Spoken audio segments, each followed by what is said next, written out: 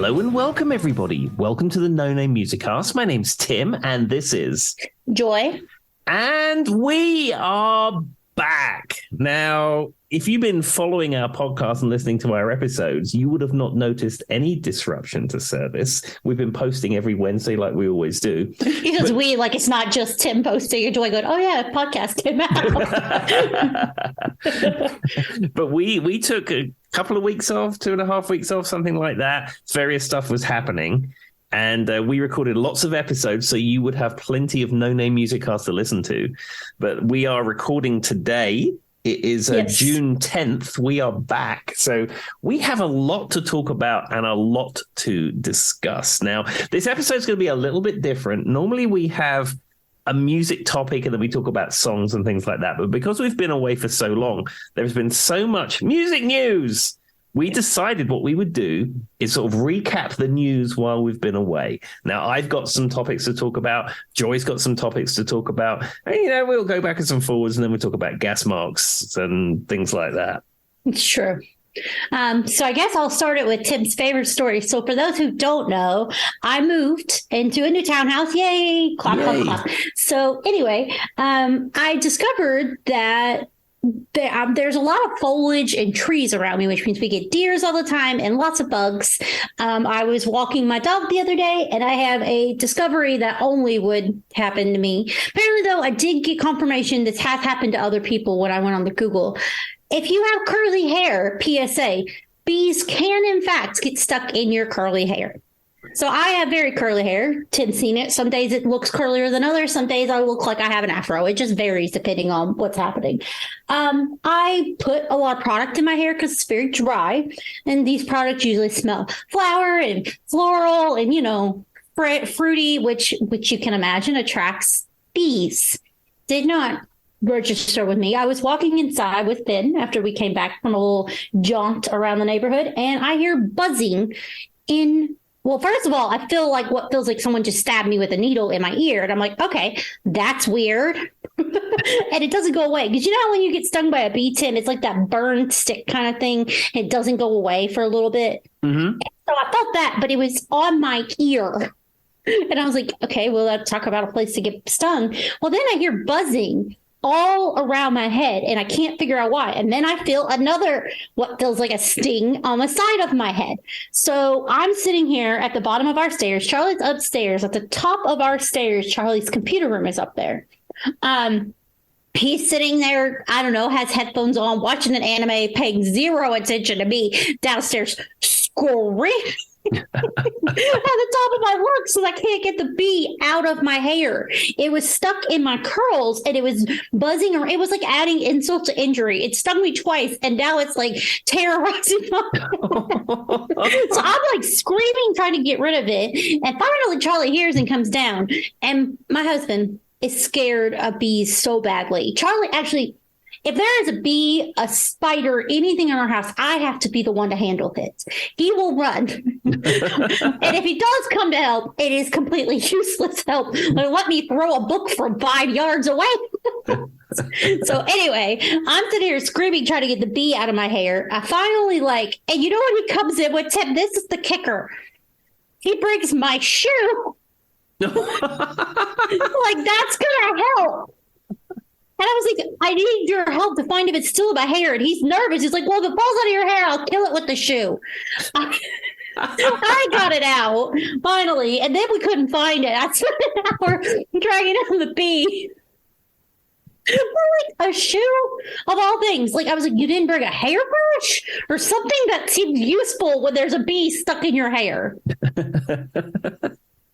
I don't understand that. So there's my story of my new house, everybody. And also PSA for curly haired people. It's it doesn't surprise me that the beginning of your new house journey begins with some kind of joy incident, which is basically an injury. I mean, I got so many bruises and sore spots when we moved, but that's neither here nor there. I feel like, and our hallway is really narrow here, and the door handles stick out. I've hit my arm on every door handle probably 37 times since we've been here.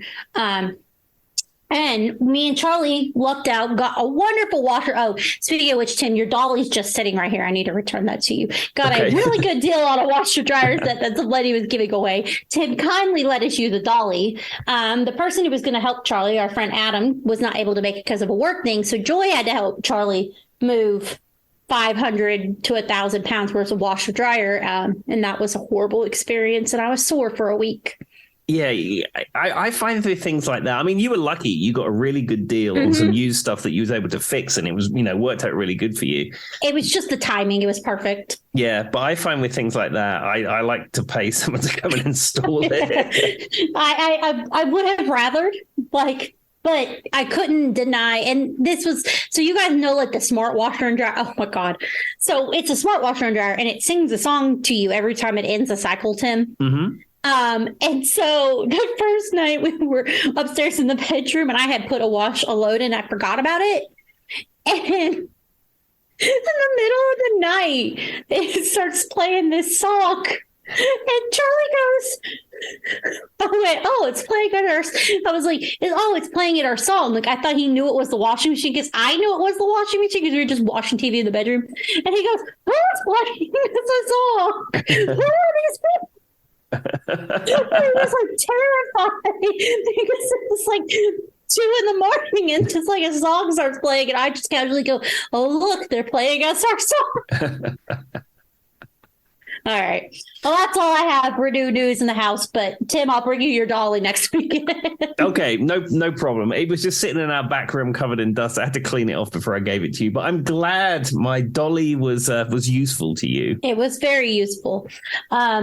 To be fair, she had one of the industrial ones while we were at her house, but yours was used to get it into our house. So we had to, there you go. Perfect. Okay. All right. Well, let's work through these music news stories. Now, as I said, we sort of got the list and split it up between us. We, both Joy and I were talking all the time that we weren't recording, and something would happen, and Joy would ping me, and I'd think of something, and I'd ping her. So we made a list and we split it up between us. And we've got a number of stories, various different topics. And I'm going to open this. This is a Van Halen news. Now, it seems to be lately, certainly in the last 20 years almost, the Van Halen fan base seems to mostly focus on the David Lee Roth years. It was David Lee Roth originally, then it was Sammy Hagar, then it was Gary Cherone, then it was Sammy Hagar again, and then it went back to being Dave. But certainly the last few years of touring is with Dave. And whenever they play classic rock now, it's always David Lee Roth era. And it seems to be the Sammy era doesn't get a lot of love. I feel like visually wise, too, everything you see when they share an article or there's a photo, it's always David Lee Roth. Absolutely. But as I've said before, I discovered Van Halen with Sammy Hagar. I love Dave, but I think I love the Sammy years even more. I think I do too. I think that they're very nostalgic to me. And they're fun. He's just fun. That's the best way I could say. Absolutely. Well, anyhow, as part of Record Store Day, this was back in April, they re-released the Live Right Here, Right Now album. Now, this came out in 1993, and I bought this when it came out. And this is a Sammy Hagar era live album. Well, it's sort of live in inverted commas, because in Sammy's book, he claimed it was mostly studio. But anyhow, it's marketed as a live album. And it hadn't really been remastered or reissued or anything since then. But completely out of the blue for Record Store Day, they come out with a vinyl reissue of it with bonus tracks and all this kind of stuff. Now, I decided not to buy it because it was $100 and I already have it. I'm not really into buying the records so much anymore. But it is the beginning of the reissues of the Sammy era. Now, all of the Dave stuff has been remastered and reissued. You can buy it on record and CD and all that kind of stuff. But the Sammy years is it can be found, but it's harder to find. Anyhow, they are starting to reissue all the Sammy stuff. So it's probably going to be the 4 albums. You got OU 812, 5150, For Unlawful Carnal Knowledge, and Balance. And apparently, Alex Van Halen is over this reissue stuff. And Wolfgang is sort of the deciding vote on Eddie's behalf. But it's interesting because like Wolfgang was interviewed recently and they asked him about these reissues, and he even said himself, he said this, the Sammy years are great. It's great music. My dad's guitar playing is great on it, and it seems to get completely overlooked. When I see Wolfgang, like anytime he talks, Wolfgang Van Halen, he seems very reasonable as a person. Like he's very level-headed. He seems to be. He comes across badly on Twitter and Facebook and stuff. Oh, that I'm not talking. I'm talking about like articles and stuff. Yeah. I've never really looked at him on Facebook or Twitter. Interviews, he seems to be fine. I mean, I think it's kind of a defense mechanism because he's out there making his own music. He's released his first album. There's a second album coming out soon. He's released some songs on that. He's touring. He's trying to make a name for himself. And what he doesn't want to be is a Van Halen tribute act. I mean, I know his name is Van Halen, but he doesn't want to be a classic Van Halen band tribute act thing. And in fact, he played some classic Van Halen at the Taylor Hawkins tribute concerts. And he said he wasn't really wanting to do that ever again. He did it because Taylor loved Van Halen and it was the spirit of the day, that kind of stuff. And he played Hot for Teacher. And I saw that article too. And things like that. He was talking about it. Yeah, and he gets a little bit unpleasant on the socials when people ask him about it. But yeah, I think you get a sit-down interview with someone that respects him. He does seem to have a pretty level-headed approach. But I mean, in his defense, his parents named him Wolfgang Van Halen. It's pretty hard to have your own identity when your name is Wolfgang, which is one artist, and Van Halen, which is an obvious another artist. So, I mean, I kind of get it. And I've always talked about and wouldn't it be humorous, though, if he wasn't a musician? Like, what if Wolfgang Van Halen just, like, was a chef? Well, there's a Wolfgang Puck, isn't there, who's a famous chef? Oh, that is true. I wasn't thinking of that Wolfgang, but you know what I'm saying. But it would just be funny if he just, like, was like, I'm not going to do music, and he's like, a bobsledder. I don't know, Tim. Apparently the only jobs that come to mind in my head are chef and bobsledder. Well, maybe, I don't know. Maybe, what if Wolfgang has decided that social care was his calling? I don't know. Yeah, he comes and works with you, Tim. And for those who don't know, obviously we're referencing Wolfgang Amadeus Mozart. Just for preference. As opposed to all the other Wolfgangs that we know apart from Wolfgang Van Halen and Mozart. Doesn't he own like a restaurant in Vegas or something, Wolfgang Puck? I think so. I think he has a number of restaurants, I think.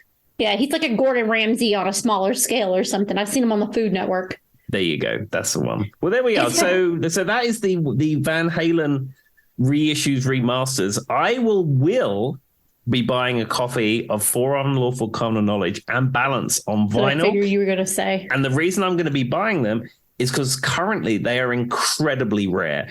Balance was only ever issued on vinyl in Germany, and it was a very small run of them. And they're in the $500, $600, $700 range if you can find them right now. And For Unlawful Carnal Knowledge is also equally as rare, though not quite as expensive. So I will be buying each of those just because. That's a lot of gig money, Tim.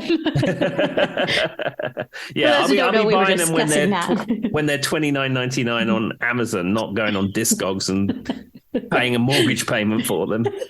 Fair enough. All right, so I guess it's my turn, and I want to start, even though this isn't the first in the list that Tim sent. Well, me and Tim broke it up, and he sent me a list, and he kept a list. I want to talk about the Ed Sheeran's way he won his copyright trial. I thought that was the funnest, coolest thing ever. So for those who don't know, Ed Sheeran was recently in a lawsuit where they basically alleged that Thinking Out Loud was very close to Marvin Gaye's Let's Get It On. To be clear, the person who brought this charge up was not part of Marvin Gaye's family, which we already talked about. Me and Tim have feelings. They're a little money hungry. Don't come for his internet. It's just, if you look it up, it's not hard to see. It's the other guy who wrote on the song, and I can't remember his name off the top of my head. Mm-hmm. That's not important. But that is who brought up this charge. So what I thought was super cool. So Ed Sheeran was very upset about this. He said he had to miss like family who had passed away, their funeral. He had to, but he said he felt like it was his, he needed to go. He said, this is my livelihood. This is what I've worked for, blah, blah, blah. I need to represent myself well. So what he did in the trial is so cool. And it's something me and Tim have kind of talked about as a whole. There's only so many chords out there, which in turn means there's only so many chord progressions, right? Mm-hmm. We make the joke about C, D, G, F. Everybody knows that that's every song.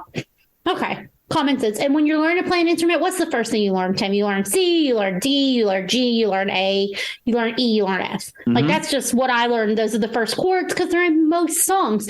And I can tell you how many songs when I started playing the ukulele, I could play with just like an F, a C, and a D.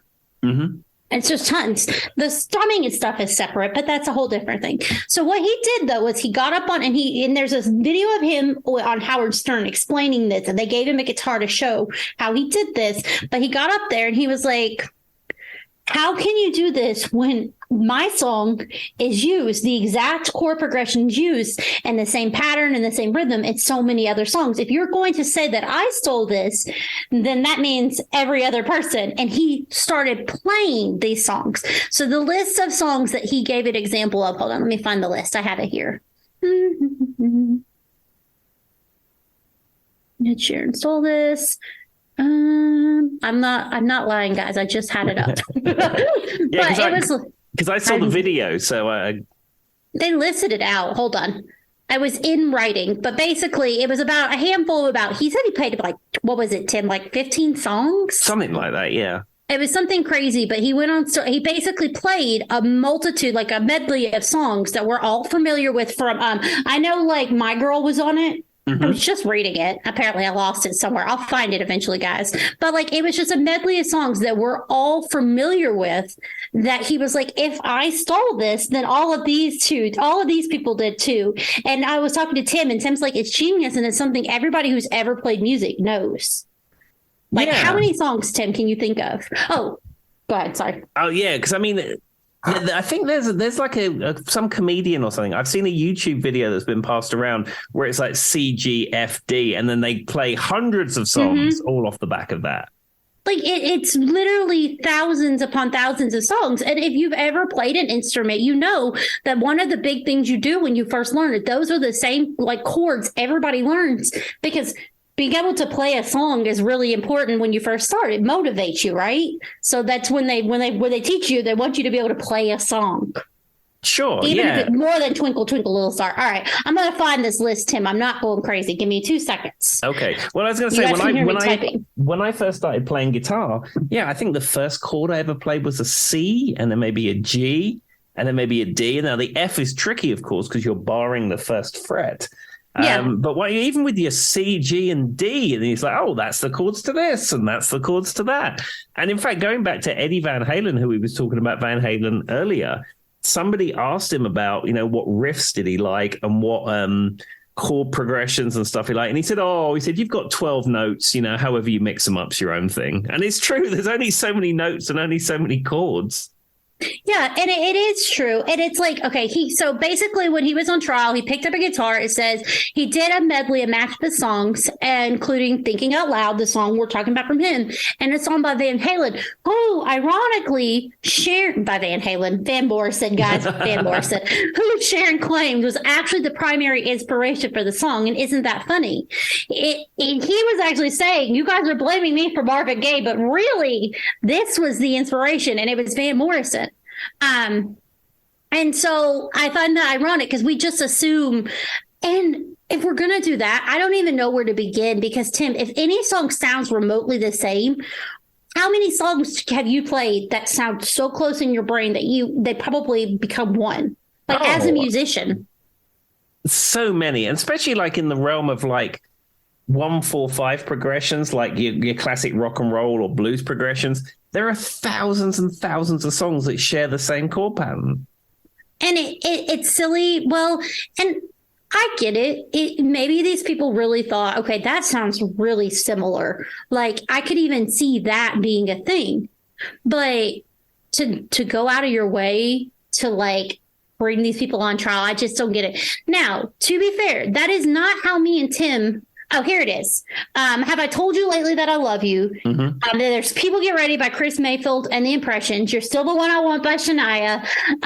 Just Like a Woman by Bob Dylan, and My Girl by The Temptations. Yeah. All of those. And me and Tim can tell you, I can sit here and hear it. It's not even just the chord. It's the rhythm and the way the words, the verses kind of play out. Like, still the one that, and that's how the Thinking Out Loud song goes too. I don't know if you're familiar with that song, but it's very similar to that. And Have I Told You Lately? That so it's not even just the chords; it's just the similarity and the patterns in which they're singing too.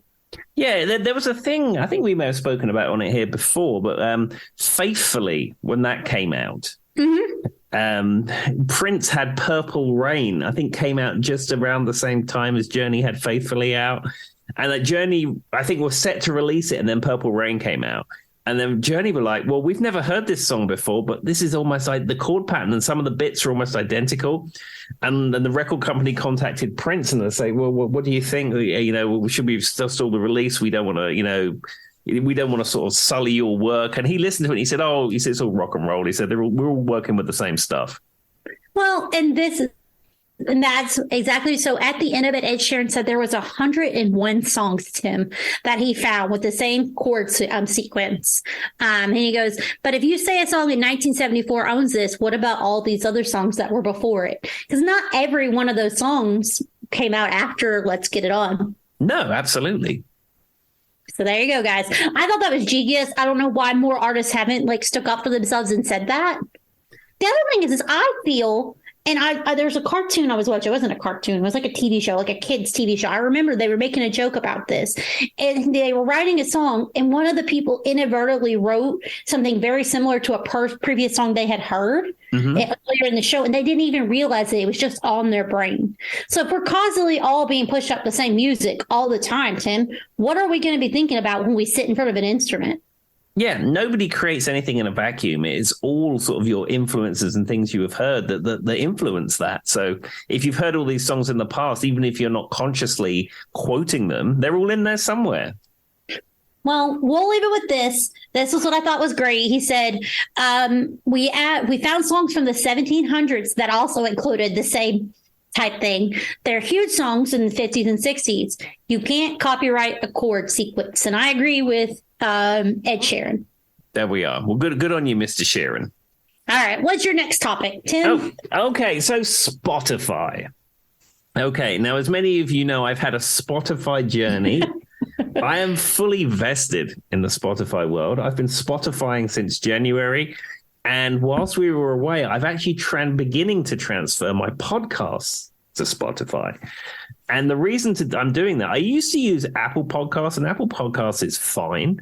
But one thing I found with Spotify, especially if you're going on a long road trip, you can make a playlist, and then you can make a playlist which mixes music and podcasts.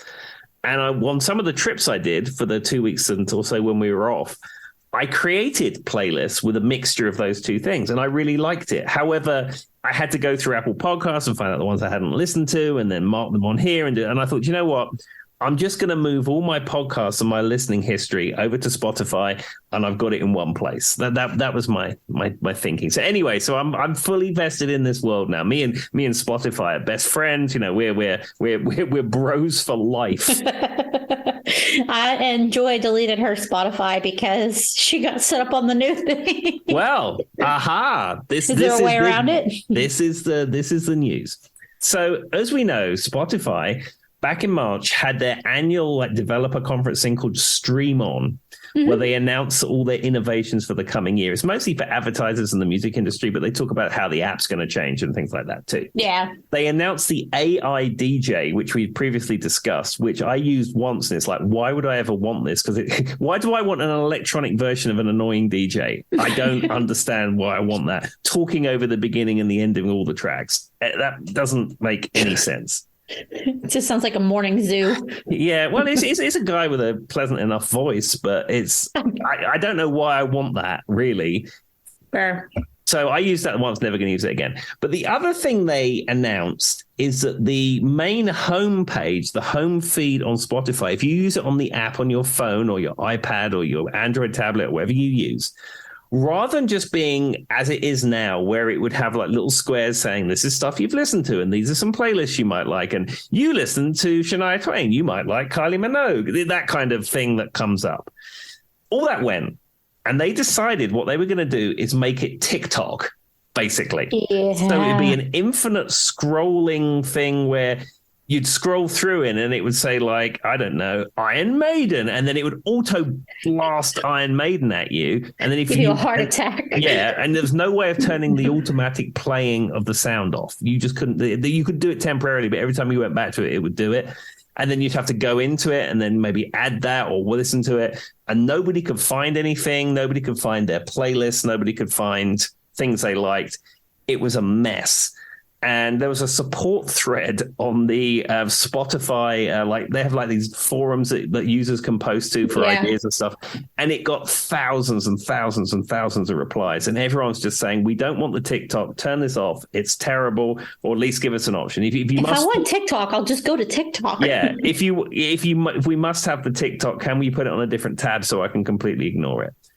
And it went backwards and forwards. And then there was this like big, long message from one of their developers basically telling you were wrong. This is the best thing ever. You just don't know how to use it. And everyone's just like, and that just like added fuel to the fire. Let's say whoever was his boss was probably like, are you kidding me right now? Yeah, and then people were posting the email address of the guy who's over Spotify, the guy who's the CEO. And then there was another guy who posted on LinkedIn. He's some kind of senior, something to do with Spotify. And on his LinkedIn, he was talking about the successes of his team of AI DJ and something else. And then people were making LinkedIn accounts and putting comments on that saying, your new thing is trash, I'm canceling. And everyone's like posting up things about how to transfer your playlists to Apple That's the Music. Internet nowadays, everybody. Yeah. And there's so much advice about how to get yourself off Spotify.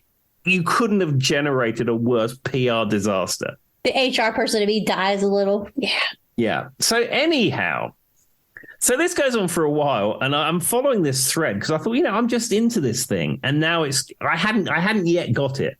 You got the rabbit hole. Yeah, luckily I hadn't got it yet. And I've been following this thread thinking, well, do I have to now go to Apple Music? And I actually trialed Apple Music while this was going on. And to be honest, I didn't like it as much. I didn't think it sounded quite as good, even though it has this lossless streaming. With my like super fancy Audio-Technica headphones, it didn't sound as nice. It didn't sound as nice in my car. And I didn't like how it worked compared to Spotify, if I'm being honest. Fair. So I'm trialing it, blah, blah, blah, blah, blah, blah. And then all of a sudden, a bunch of posts appear, both on Twitter and on the Spotify forum, saying, I switched this on today, and it's gone back to how it used to be. And then other people were saying, do you know what's funny? I logged out and logged back in, and it's back to how it used to be. And then it was not just dozens, it was hundreds of people saying that. And then you looked on other forums and Reddit and things like that, and people are saying, I think they've switched it off. Weird. Anyhow, the same developer... all that fight just to get rid of it. Yeah, the same developer then posts on the forum for Spotify. And this is what he says. Thanks, everyone, for posting here in the community and letting us know what you think.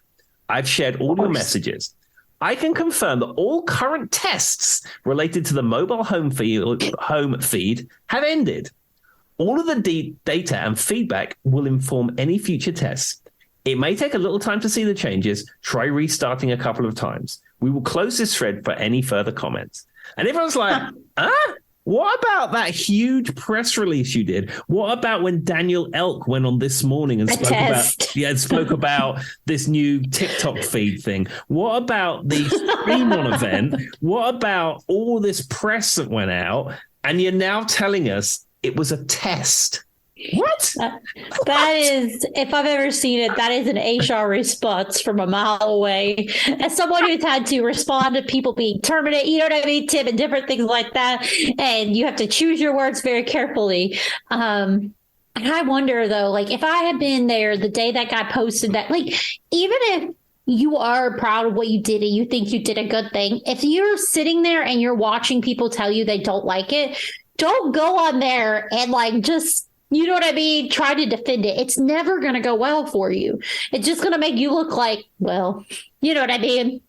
Yeah, and there was a Spotify like investor call, like where the shareholders have these investor calls. Yeah. And one of the investors asked Daniel Elk, who's the guy who's the CEO of Spotify, about the mobile home feed rollout thing.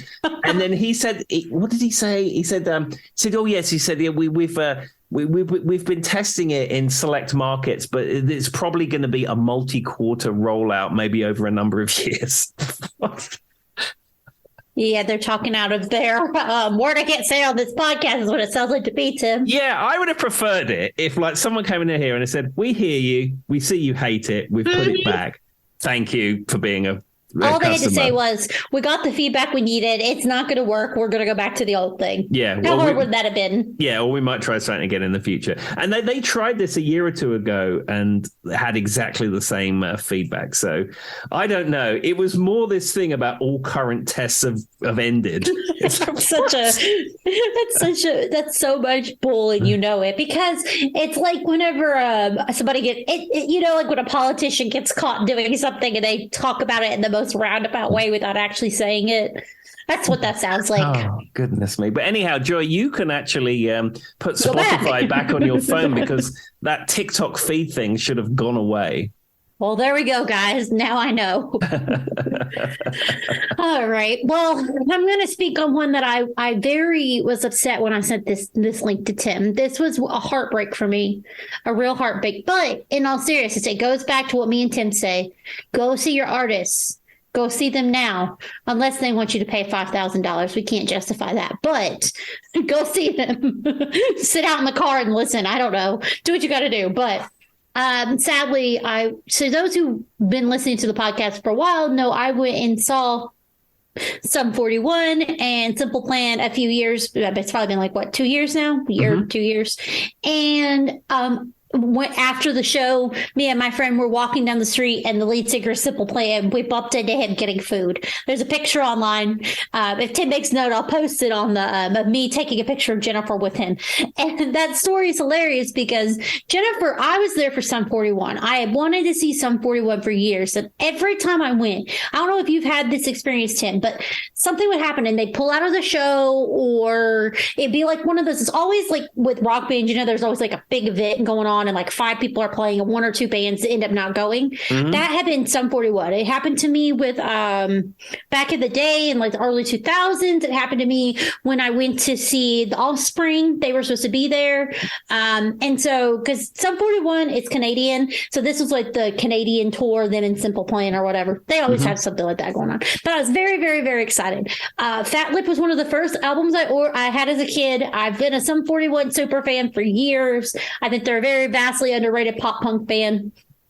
Anyway, and they're a little bit, I call them pop punk lightly. They're a little harder than like your average Good Charlotte or something of those lines. Mm-hmm. And they're much of a harder band than Simple Plan. So it kind of was funny that there was, this dichotomy between the two.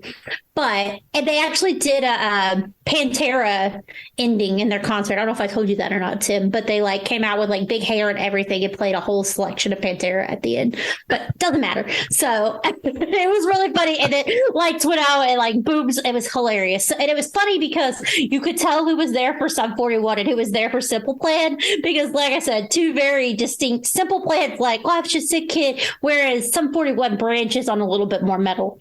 Anyway, sadly, they have decided after 27 years to break up. But I did finally get to see them. That was the point of this story. Well, I'm glad you did. And then the thing is, I mean, we've been losing lots of artists recently, but even like these bands are just deciding they don't want to do it anymore. And yeah, you're right. I'm sorry. I was going to say, to be fair, the lead singer of Sum 41 had Derek. He struggled with substance abuse a lot throughout his whole career. And, he was actually married to Avril Lavigne at one point, and he made a joke about it in the concert.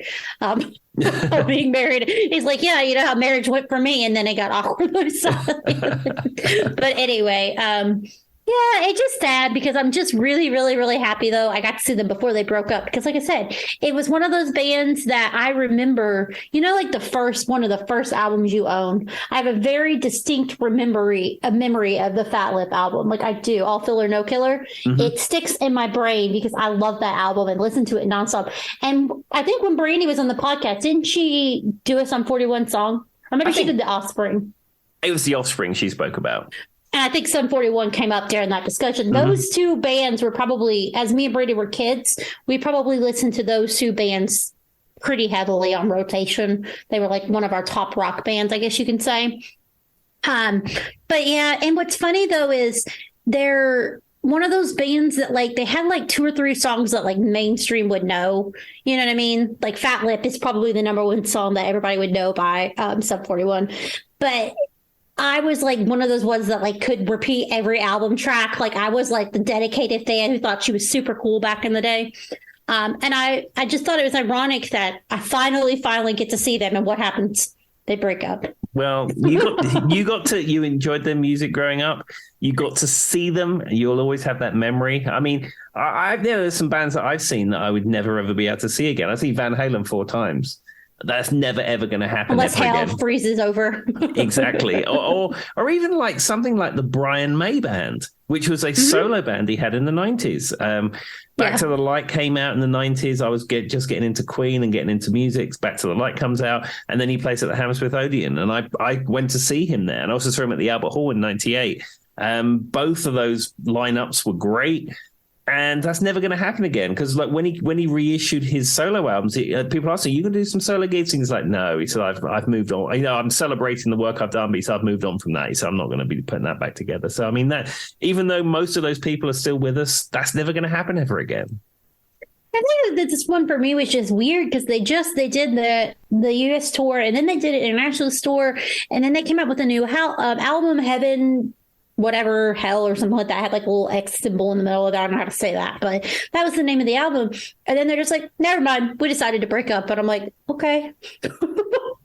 Does this mean this is the end of the number bands? Because you had Sum 41, you have Blink 182, you have Matchbox 20, you have Flager Hill 50. No, not really. I'm trying to think of another one. The only that I can come up with Blink 182, and Tim already said it. Maybe. And there was a big thing with pop punk back in the day where they loved their numbers at the end. Yeah. Wasn't it Eve 6? Was that a band? Yep. Eve 6, it was. I think. Eve 6 was a band. I don't know. Maybe we need to do an episode, Tim, on bands with numbers. Yeah, the big number band episode. Because now that you put me on the spot, I'm trying to think of anything. The only thing that keeps coming to mind is Blink 182. Well, we've already said that. Led Zeppelin 44. I mean, they were great. I mean... Of course, yes. I mean, what was that one band that you were in, Tim, that had 74 different generations of it, you said? Well, Rough Justice, but the one that comes to mind, of course, is Freak 1C. See, Tim, you were part of the number band and you didn't even realize it. There we are. So yeah, maybe that is a future topic for number bands. Where there might only be 4 artists in rotation, but we will celebrate them all. No, I'm trying to think of anything else, and nothing else is coming to mind. Numbers. I'll think of one and yell it out before the end of the episode. 5. I mean, I guess it doesn't count. That band 5. That was like the year. I think it was from England. 5 IVE. Yeah, they spelled it like that.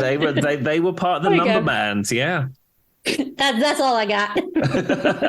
So we got up to 5, Tim. All right, what's your next topic? Okay, so this is another topic which was alerted to me by Frank Landry from the Channel 33 RPM YouTube channel. Of course. And I looked a little bit further into it after he mentioned it. And this is very interesting, and it's about vinyl records. Now, this was a report by somebody called Luminate. And they had some kind of report that's called the Top Entertainment Trends for 2023. And they did a big survey of like however many thousand people and asked people's opinions. And they say 50% of consumers who've bought vinyl in the past 12 months don't own a record player. That does not surprise me in the least, because... I don't want to say something mean, but it's going to come off mean. There's just something about vinyl being posh, right, Tim? Mm-hmm. Being able to have your vinyl collection.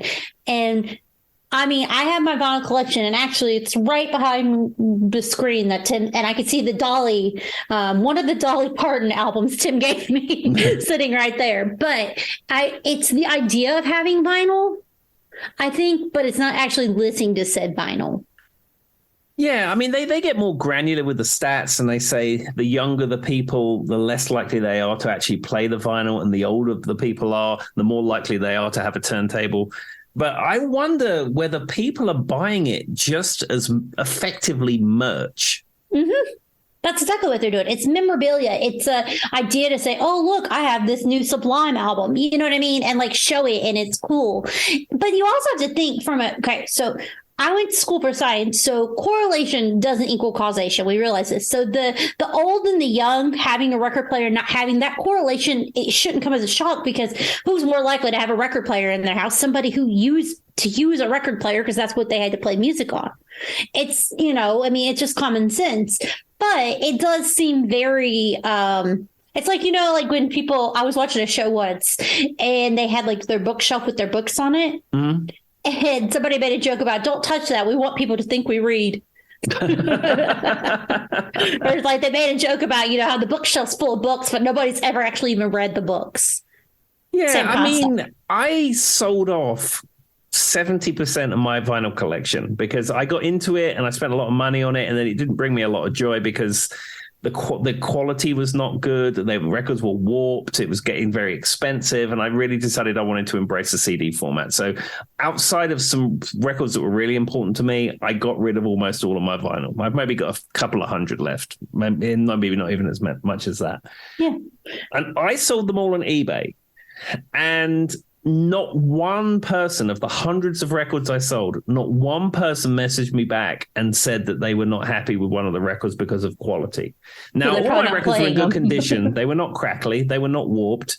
But, some people can get very picky about what they want when they received a record that they purchase. And in fact, I've returned stuff to Amazon before that was substandard. But all of my stuff was in excellent to near mint condition anyhow.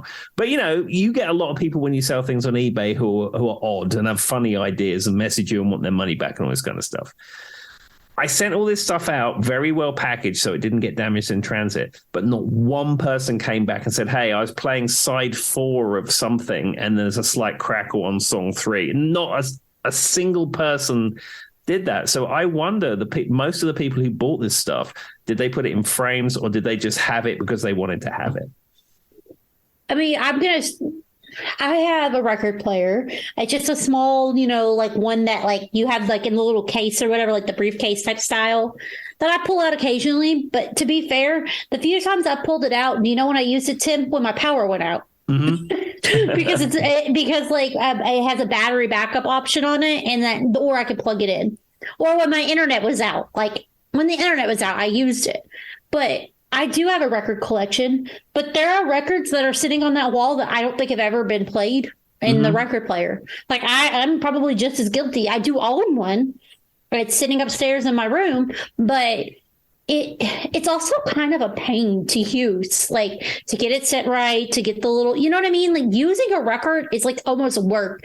Now I do get, it could be ritualistic if you're like, you like it and you've used it for so long, but it's like almost an inconvenience.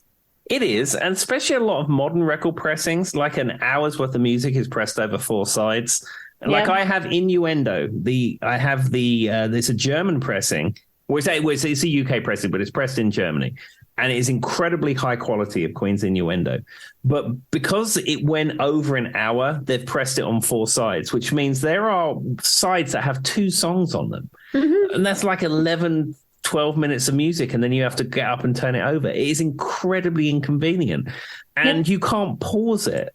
And that's the other thing. It's like they came up with compact discs for a reason. You look all the things about records. Well, they're expensive and they're big and they're fragile and they're susceptible to warping and they crackle and you can't pause it and it's inconvenient and blah blah blah blah blah blah blah. And it's like, oh, they came up with a digital format on a silver disc that doesn't have any of those problems. I wonder why they did that then. It's like, you know what it's like? It's like people having modern electric cars like Teslas and stuff, and then like in 5 years' time, someone says, do you know what would be great? Let's reissue the Model T Ford. Look at that. That's great. Cranking handle on the front. Oh, it's so pure. It's so natural. So it's funny you say that. So for those who don't know, my husband was in Salt Lake City this week for some family stuff. We're not going to get into it. His grandfather was a big collector of all kinds of things. I don't think it was a Model T, but it was a car very similar to that he had.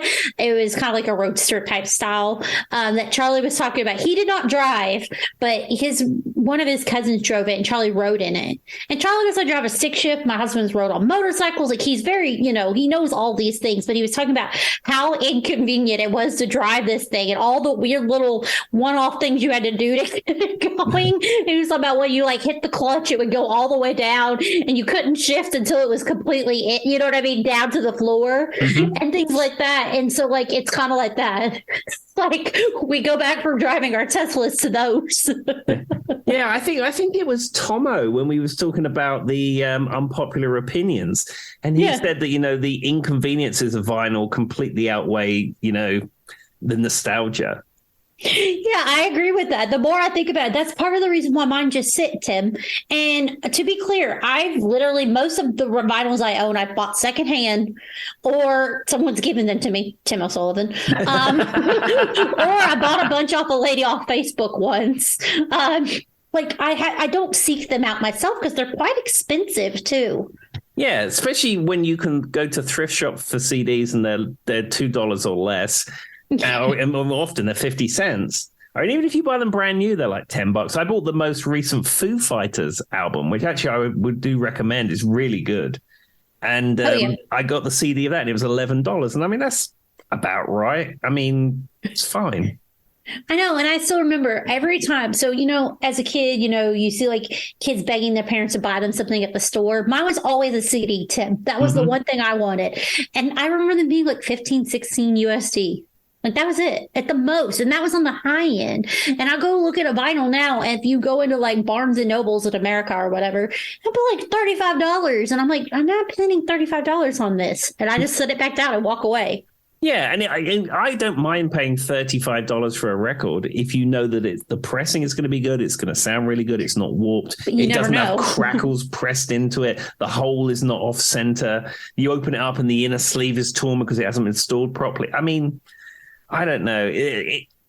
Clearly, this is appealing to some people who love records, and that's fine, and that's their thing, and it's then that really drives them. Like Frank Landry from the channel I was telling you about, he loves that stuff and he's into it, and that's cool. But it seems to be for a lot of people, it's just another piece of merch, like a T-shirt or a poster or something. It's like, oh well, I'm listening to, I don't know, insert the name of a pop act I've never heard of, and I really like them. I'm listening to them on Spotify all day, but I'm going to buy their records so I can hang it up in my bedroom. I mean, that's I think where we are with it. Fair, because I mean, I have Stevie Nicks on my wall. I have a whole wall of Beatles memorabilia down the hall. Like my entire hallway is Beatles memorabilia, including a picture Tim gave me is down my hall. I'm wearing a Sublime shirt as we're talking. I bought a David Bowie shirt yesterday. Like I get it. I'm that kind of person too. So I did get a David Bowie shirt yesterday that I'm very proud of. On a random note, I asked Charlie what the name, he said it was a Model T. It's a 1922 Model T that he was riding around in that his grandfather had. No, well, that is very cool. Well, I mean, that, as I said, that will be considered a top turn automobile in a few years' time. So. Yes, they can go sip their fancy coffees, and when they get home, instead of using a record player, Tim, eventually it's going to be that thing where it had like the big, what is it, like not a xylophone, like it's a gramophone. Yeah, I was a xylophone, and I was like, that's not right, but I couldn't think of that. Like xylophone is all what kept coming to mind. I'm never going to live that one down. Anyway. All right. Well, yeah, they're going to be on their xylophone when they get home. Marvelous. Well, anyhow, I think the next news story is yours. We'll do Dolly because, of course, we will. So this is Dolly Parton's new album. Me and Tim have been very interested to find out. Dolly Parton's first ever rock album, Rockstar, is set to globally release on November 7, 2023. So she has joined forces with a lot of old and new rock artists, which is really cool. And of course, this is inspired by her 2022 induction into the Rock and Roll Hall of Fame. And so it's a 30-song collection with 9 original tracks, 21 iconic rock anthems. So I'm guessing we're talking, songs that we all know. Mm-hmm. And yeah, it's going to come out on Butterfly Records, which those who don't know, that's Dolly's record company. She's obsessed with butterflies. And if you go to Dollywood, it's very evident with all isn't there like a room dedicated to butterflies, Tim? Butterflies are everywhere. Like the lights are butterfly shaped. And if you go to Dollywood, you cannot miss butterflies. Yeah. And I think there's like a live butterfly garden at one place during certain times of year. And just like everything's butterflies. She loves butterflies. But it is available as a 4 LP set. A 2 CD set, digital download, and it'll be available on all streaming services. Her exact words are, "I'm so excited to finally present my first rock and roll album, Rockstar," because of course it is. I'm very honored and privileged to work with some great musicians. I didn't really find out. Do you know what musician she was working with? That's what I was trying to figure out. I couldn't. Oh, it's down here. Oh yeah, I knew Sting was on there, but I was trying to find the rest. Okay, so it looks like Sting, Steve Perry, John Fogerty, Kid Rock. I'm not too happy about that one, but it's Dolly. I'll accept it. Steven Tyler. These are very large names, Tim. Peter Frampton, Joan Jett, Chris Stapleton, Miley Cyrus, who is her goddaughter, Pink and Brandi Carlile, Debbie Harry, Elton John, Melissa Etheridge. I have a beef to take with Elton John after this. I'll tell you in a minute. Okay. Linda Perry, Sheryl Crow, Michael McDonald, which I will be interested to hear because of his voice mixed with Dolly. I wonder if does he play instruments? Does Michael McDonald play instruments? He plays keys. Maybe he's playing on it. Maybe he's not singing. No, he would be singing his high pitched like angel sounding. I'm going to be very interested to hear that. Peter Frampton, Mick Fleetwood, Lizzo, and the list goes on and on. So, I mean, she literally, the whole album has a guest rock star on it. Like, and I get it. Like, if any artist, they say, "Hey, Dolly wants to perform with you," you jump to it, right? Like, there's no way you'd say no. But that's like a huge track, Tim. Like, that's a lot of artists. Exactly. I do wonder whether Dolly actually met any of those people or whether they just files were emailed backwards and forwards. Well, did you know that she is still really old school? And Miley talked about when you contact her, like if you text her or something, she will print the text messages or emails out and write back to you, and then an assistant will send it back to you or something along those lines. She's very old school like that. So who knows? I don't know. But then again, the logistics of getting all those people to wherever she wants to record, I bet a lot of those folks never met Dolly. Oh, I'm sure. I mean, I'm sure I could see Miley Cyrus is around her all the time. It's her, it's her goddaughter. But I mean, Debbie Harry, Peter Frampton. I can't imagine them really hanging out with Dolly that often. Well, I don't know. I mean, like you say, Kid Rock. I mean, we all have our opinions on Kid Rock. But Dolly somehow manages to get polarizing figures, and they want to just perform with Dolly, and everyone else on that record is cool with it. Well, and then one of them is Heartbreaker, which is Pat Benatar, and then Neil, her husband. I can never say his last name. Aren't they broken up? Are they still together? I thought they hated each other. I'm not sure. Well, if they do hate each other, Dolly got them together. I thought, and Nikki Sixx and Johnny Five are on here. Because for those who didn't pick up on it, the listings, the one that Sting is on is Every Breath You Take, or Heartbreaker is Pat Benatar, or Freebird has Ronnie Van Zant, Gary Rossington. I don't know how to say this guy's name, but anyway, Artemis Pyle, Gary Rossington. It's basically Lynyrd Skynyrd. She's doing Freebird with Lynyrd Skynyrd. Artemis Pyle band. I've never heard them as a whole. Have you ever actually listened to them? Yeah, it says Artemis Pyle and the Artemis Pyle band. Yeah, Artemis Pyle was the original drummer for Lynyrd Skynyrd. He didn't drum with them later on. However, I've never even heard his name. Yeah, later on he formed the Artemis Pyle band, and they went out and toured Lynyrd Skynyrd songs, and on the fact that he was the original drummer. Well, I mean, and obviously I know who Ronnie Van Zant is and Gary Rossington, but I didn't know Artemis Pyle. So there you go, guys. I learned something new. I mean, she's doing Let It Be with Paul McCartney, Ringo Starr, Peter Frampton, and Mick Fleetwood. She is doing Let It Be with the Beatles.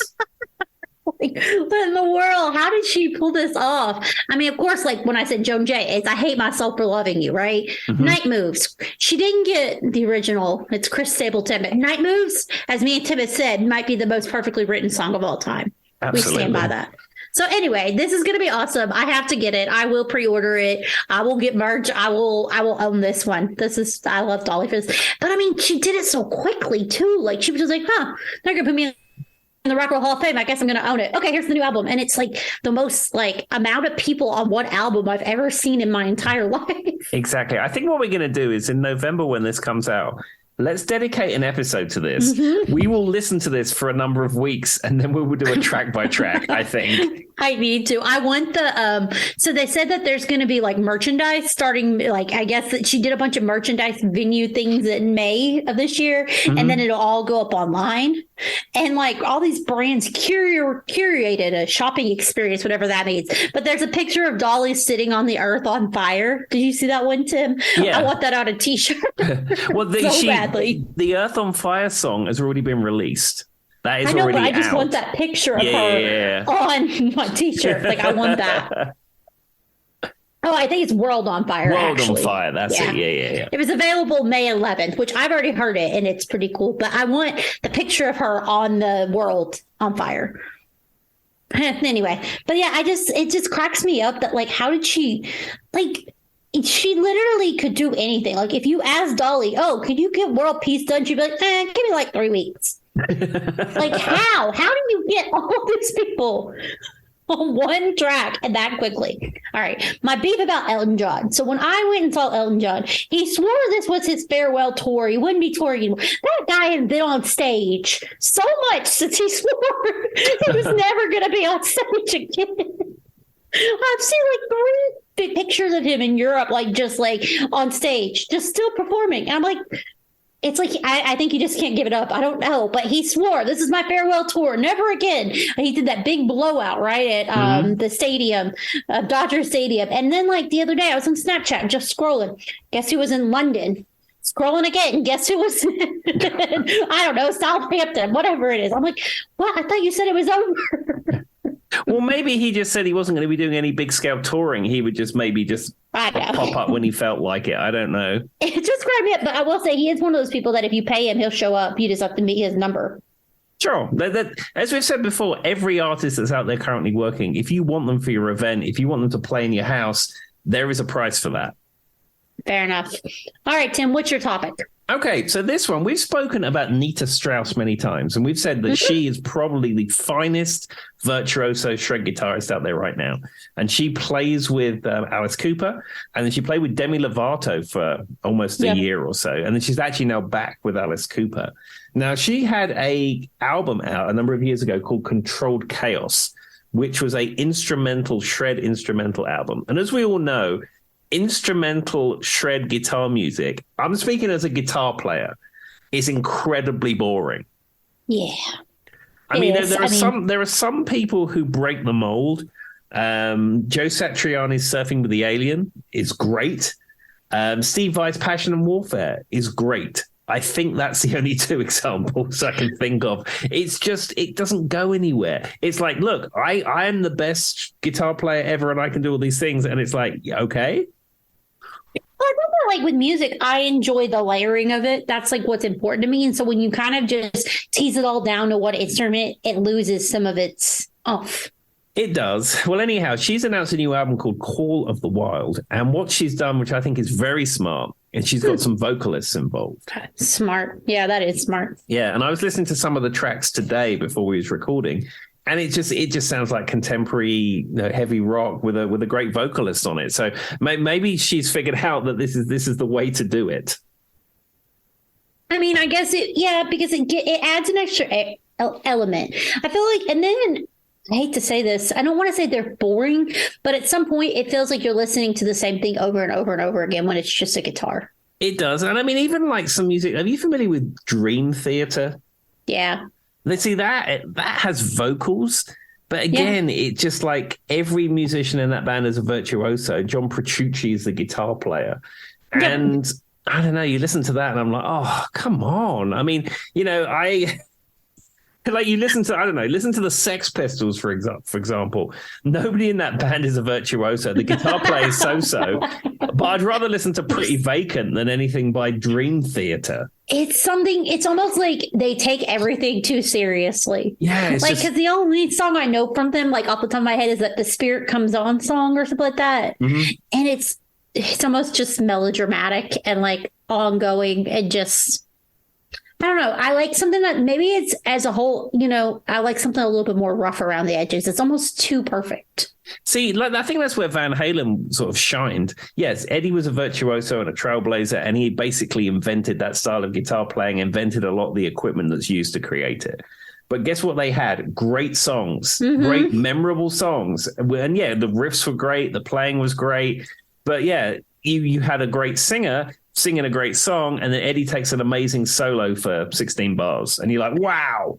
But what I tell you what it's not is Eddie Van Halen shredding just for 5 minutes. It loses its flair. Like, okay, cool, you can do that. Okay, you're still doing it. All right, he's still, is he still, okay. All right, well, I'm gonna back away now. But another band I think that does a good job of that is Trans-Siberian Orchestra, because they are an orchestra and they are grandiose, but they add those rock elements to it. It's not all just smooth, dramatic, like, perfected. Like, they do a good job of balancing that, because most of the people who play a Trans-Siberian Orchestra are fantastically amazing. Now, given the lineup changes, we all know that, but there's like a handful of people they rotate through, and they're all very, very talented artists. And I've been listening. Charlie, my husband, makes me listen to the Sabotage before Trans-Siberian Orchestra all the time too, because they started out as like rock musicians, and that's how they got their push. But they do a good job of kind of having that grandiose virtuoso type thing, but not taking it too far. Absolutely. And, all of the people who play with TSO, as the fans call them, they all are virtuosos. But again, it's their music pieces, and they have their moment to shine, and then they go back to playing the great song, not just whittling all the way through it. And they if you've ever seen them live, they do like their whole thing where they tell a story every year, and like they have the light shows, and it's very interesting. I almost got blinded once at one of their concerts, but that's neither here nor there. Another joy injury. Do we have? I don't know if I have the mental capacity for another joy injury on this podcast. It was not that serious. We bought the tickets very last minute, and so we were all the way at the top, Tim, of the like on the wall, like in the back, and where their lights, because we were all the way in the back. The one light, the biggest light they possibly had, was like shining on my face the entire show, to the point that my eyes were watering. Oh no. And so because they have like the light shows that are super cool when they do all the things that go around, but they have one big made stage light, and just conveniently, because we got tickets so last minute, there was only like 3 left. It's around Christmas time where everybody wants to go see them, of course. And so I was pretty much blind for like a day. My eyes like burned when I got out of the concert. Oh dear, goodness me. Well, whilst that's unfortunate, it doesn't surprise me, unfortunately. It was fine. I was fine. I made it out okay. Okay, so what next story do you have for us, Joy? I guess we'll go in, since we were talking about Dolly and her rock album, we'll go into the 2023 Rock and Roll Hall of Fame inductees. So who's been inducted, or is going to be inducted? Yes, it is Kate Bush, which me and Tim have talked about. It's probably overdue. And I hate to say it, but it's probably because she's gotten that resurgence in the last few years. And then Sheryl Crow, one of Tim's absolute favorites. Yes. Yes, he loves. And this one, I don't know how Tim feels about this, but Missy Elliott is going to be inducted. Can I tell you, I'd never heard of Missy Elliott before she appeared with Katy Perry at the halftime show, because I watched that and I said to Hannah, I said, who's that? And she said, it's Missy Elliott. I said, who is that? I mean, at least your reputation precedes you. You stay true to what you say. I mean, I love Missy Elliott, but I really don't find her to be a rock artist. But at this point, I feel like they shouldn't instead of just calling it rock and roll, they should just say Musician Hall of Fame. Yeah, we've covered that before. And I think the way they justify it, it's the rock and roll attitude or something. Okay. Whatever. Anyway, next one is a very obvious choice, Iron Maiden. I was surprised they haven't been inducted before. No, I mean they are sort of the pioneers of what they call the new wave of British heavy metal. They were there at the very beginning of that, from Saxon and all those kind of bands that were around that time and came after them. But I mean, the Iron Maiden, really are up on a pedestal of being that kind of heavy rock type. Well, yeah, I suppose it's called metal, I suppose. At this point, you listen to Iron Maiden, it just sounds like heavy classic rock. It's up for debate. That's one of those bands that people go back and forth, but they were kind of pioneers of, I think, developing what metal has become. Yeah. Steve Harris is a name most people know. So it's shocking to me that they hadn't, because in the 70s, I would have I don't know. Iron Maiden seems like a band I would have just assumed was already in the Rock and Roll Hall of Fame. Yeah, and I mean, they've gone through a few different lineup changes. Bruce Dickinson wasn't the original singer. They've gone through some different guitar players. But, the classic lineup, Steve Harris on bass, Yannick Gers on guitar, I think Adrian Smith on guitar as well. And then, of course, Bruce Dickinson fronting it. I mean, that is your classic Maiden lineup. And Bruce Dickinson, he's a modern-day Renaissance man because he fronts Iron Maiden. Yeah. He was an Olympic fencing champion, and I believe he had gold medals from that. He beat throat cancer. He's fluent in like 4 different languages, and he flies commercial jets for British Airways in his spare time. It's like when you give the lineup of what Brian May does, and it like never ends. It's like, he's also a rocket scientist, and he's a philanthropist, and you're like, okay, when does this man sleep? Yeah, exactly. Yeah, but both of those people have similar things under their belt. You know what I just picked up on, though? We were talking about the Kate Bush thing. Has she got the resurgence from the TV show? Mm-hmm. I think Iron Maiden's Run to the Hills was on that same show. Oh, really? I think so. Maybe that's why. I mean, it could be. I mean, it's just long overdue. I think it really is. But I'm just saying that might be why it brought back up again. But yeah, I'm pretty sure Run to the Hills was on that show. Was on that. What is it? Stranger Things. Stranger Things. Yeah. Yeah. I think it was used for something. It was either Stranger Things or something recently that's kind of brought that's became popular again.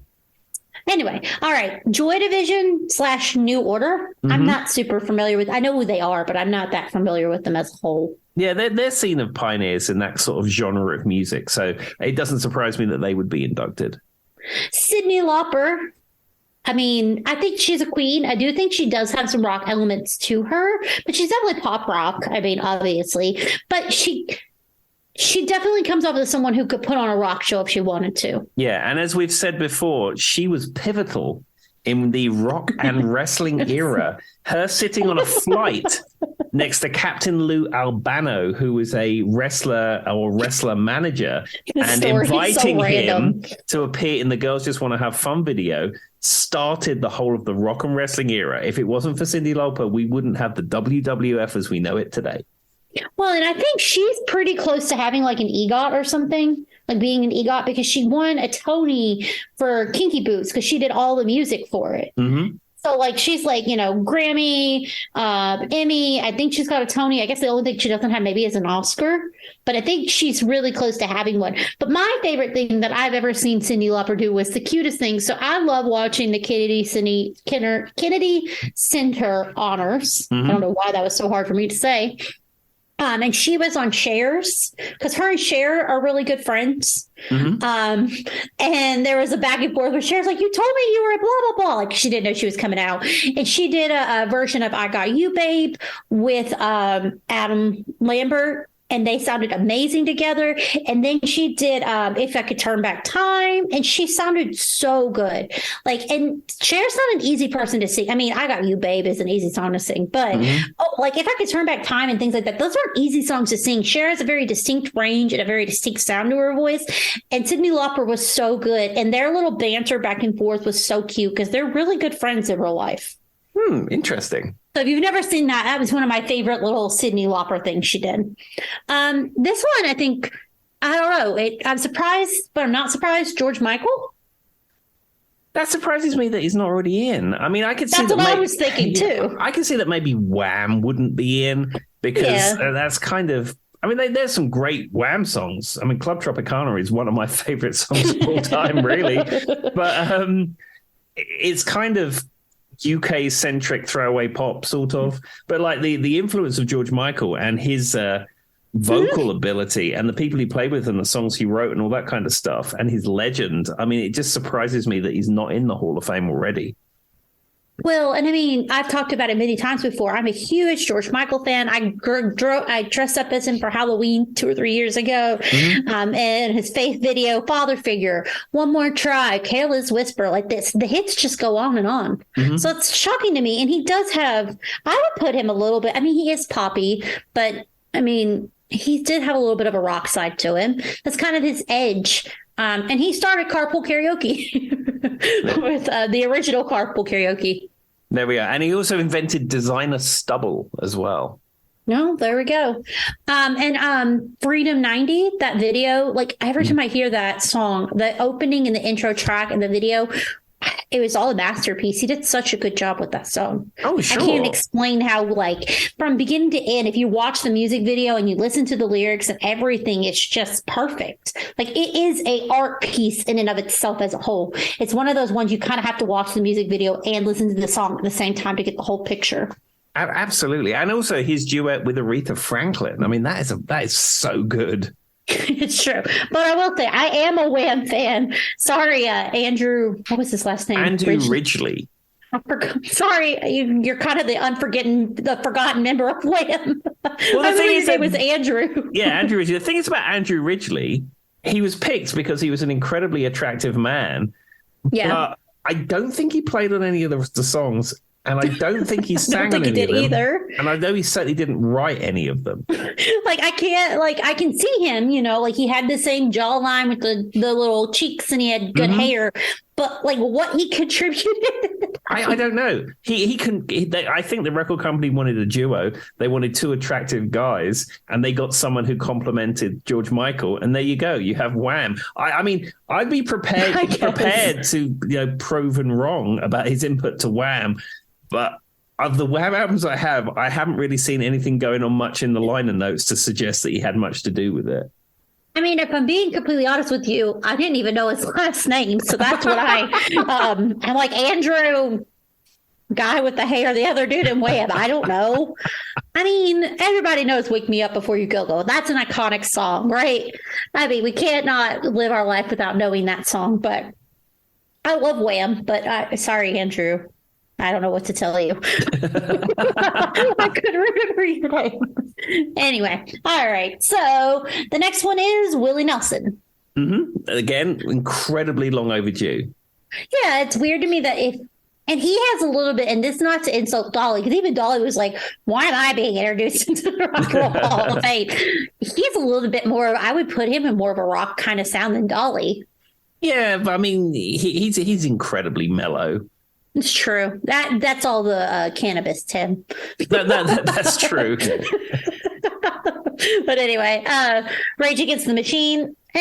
That's a take it or leave it band for me. I don't really have thoughts on them. I mean, they're pioneers in their field. Tom Morello is a fabulous guitar player. He's not a virtuoso guitar player, but he has a very particular sound, and he pioneered that sound. And I don't know. I tell you what he's like. He's like the Edge. Like the Edge plays in a certain style, and he's not a virtuoso, but he plays like the Edge. Tom Morello plays like Tom Morello. Yeah, that's true. I can see what you're saying. I don't know. They're not a band that I seek out, but if they're on, I listen to them. Killing in the Name of is still a fabulous track. That really is the one that comes to mind when I think of them. And I always get that Killing in the Name of stuck in my head. But anyway, Soundgarden is the next one. I'm surprised Soundgarden. And that's, again, a 90s kind of grunge act that kind of pioneered a time. It's they were around. I'm sure Nirvana's probably already in. I'm sure. Soundgarden's going to come in. I mean, other Alice in Chains will probably be next in. It's all the bands of that era will eventually be in, I'm sure.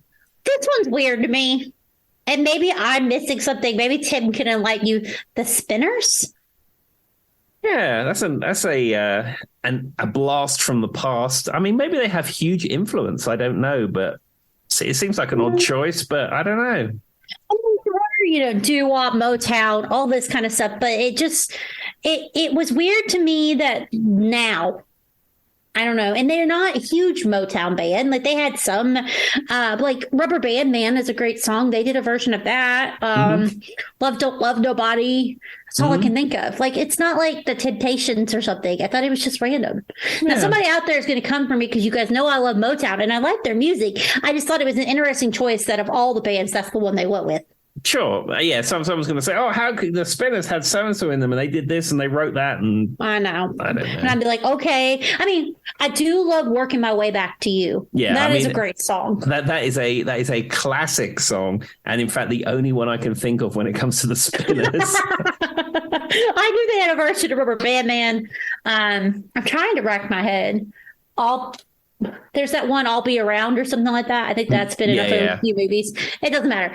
I have no idea who the next band is, and somebody's going to roast me for it. Tim's probably going to roast me for it, but I'm just going to say from the beginning.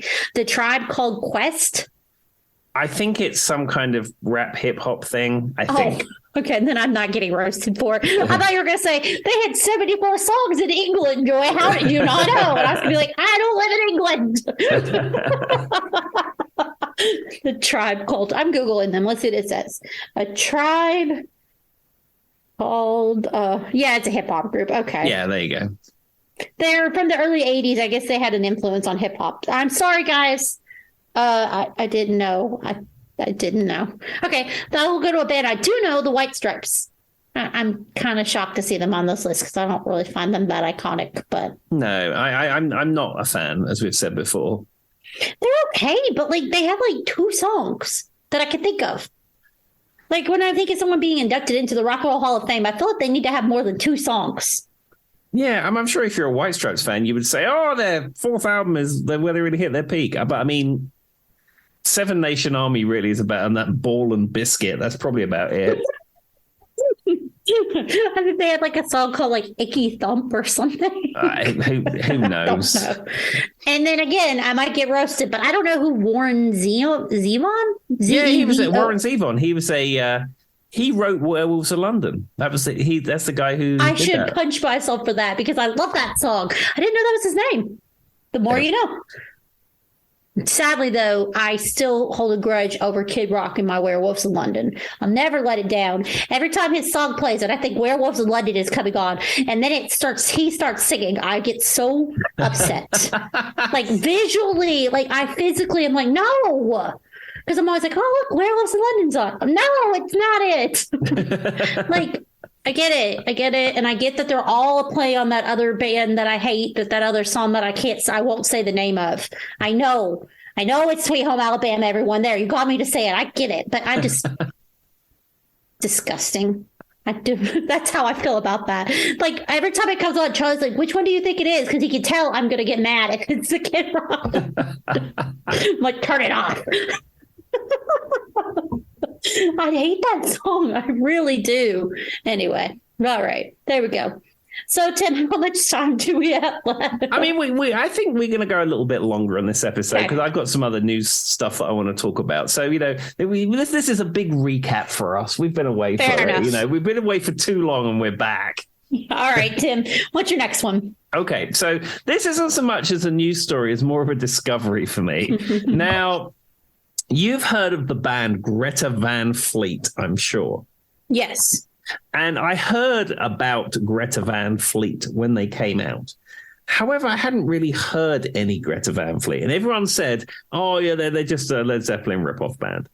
So, because I have my Spotify now, the name came into my head one day. I thought, do you know what? I'm going to listen to this first Greta Van Fleet album. And I listened to it, and it sounds exactly like Led Zeppelin. Everything about it. Yeah.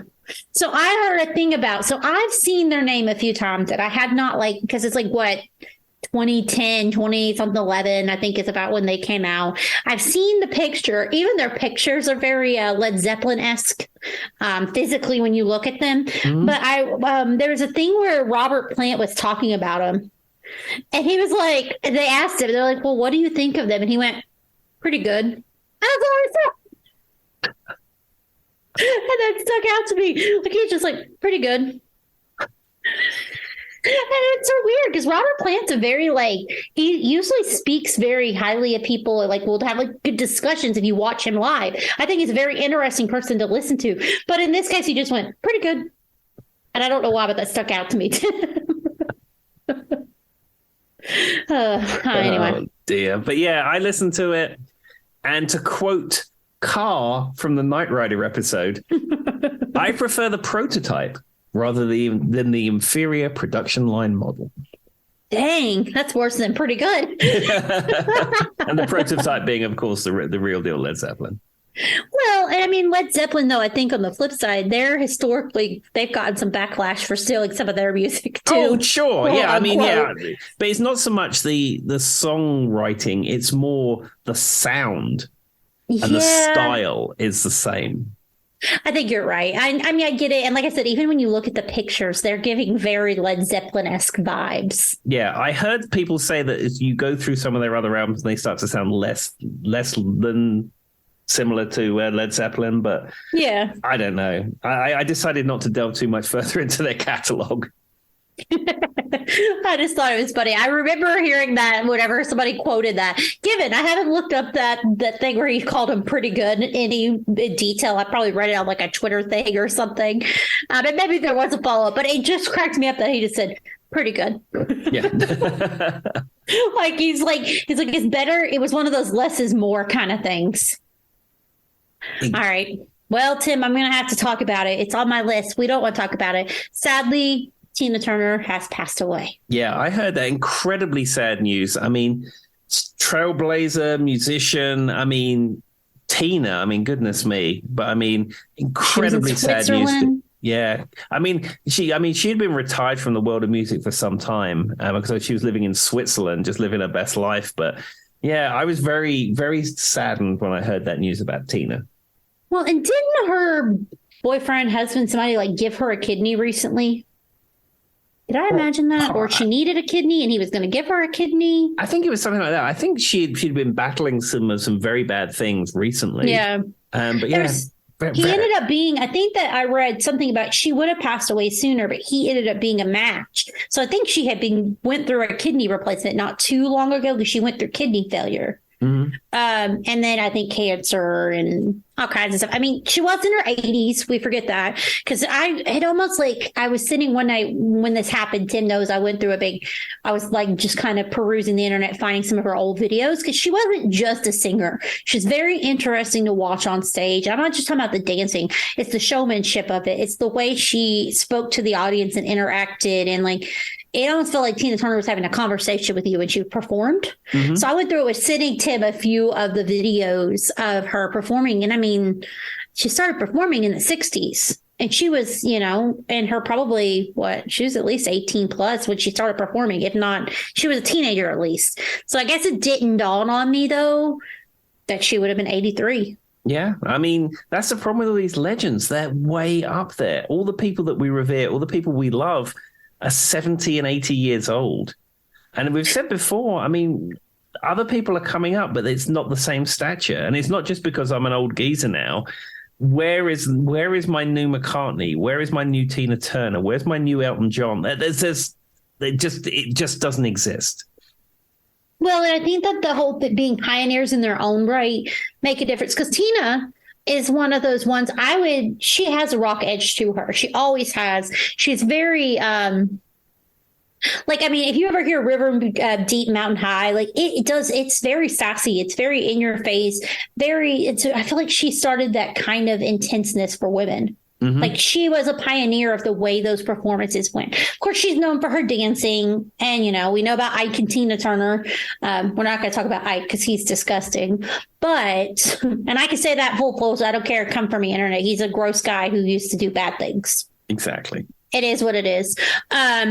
But he did put out a lot of good music with her. It doesn't make him subject to not being held accountable for beating her. But I mean, if you've ever heard, I love the intro of River Deep Mountain High, the horn section. And then when it goes into When I Was a Little Girl, she's so good at that kind of like so flawless too. Like she had a roughness to her that came through in her music, but her voice was like crystal clear in a weird way. I don't know. And, we all know, obviously we know it's a CCR remake of, God, why can't I think of the name of the song, Tim?